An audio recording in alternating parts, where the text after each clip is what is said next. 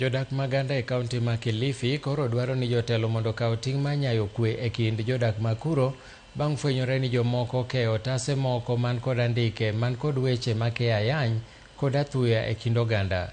Ka giloso gi jofwamb weche kinde mane gibago ng'anyo kotelnegi kod MCA margi Oscar Wanje, giko ni weche mag athuyago biro kelo sigu e kind oganda kendo winjore otiek gi chutho.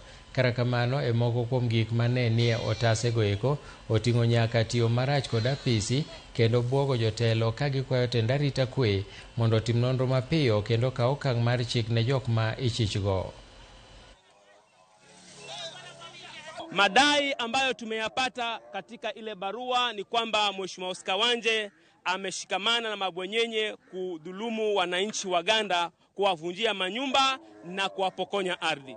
Hili ni jambo ambalo sisi kama Wanaganda kwanza hatujapata ripoti yoyote hapa Ganda kwamba kuna mtu yoyote aliyebomolewa nyumba yake wala kuvunjiwa nyumba. Leo tumeamka na mshtuko mkubwa sana hapa Ganda kuona kuna barua ambazo zimemwagwa kuanzia barabara ya Malindi hadi kufikia Mere. Barua zilizomwagwa hapo ni barua mbaya ambayo hazina maneno mazuri. Ni maneno ya kejeli, maneno ya kwamba Mheshimiwa Oscar Wanje ambaye ndio kiongozi wetu kama MCA wa Ganda, tumelani vikali sana. Ama hamkuvilani watu wa Ganda?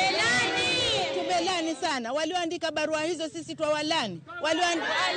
Twawakejeli vibaya sana walioandika barua kama hizo. Twaomba tuwe na ushirikiano. Kufikia sasa, kulingana na maoni yangu, hakuna mtu anaweza kutaka ule Oscar. Wale waliofanya hivi tunawalani sisi na Mwenyezi Mungu pia anawalani wao, kwa sababu wanasema mambo ambayo hayako.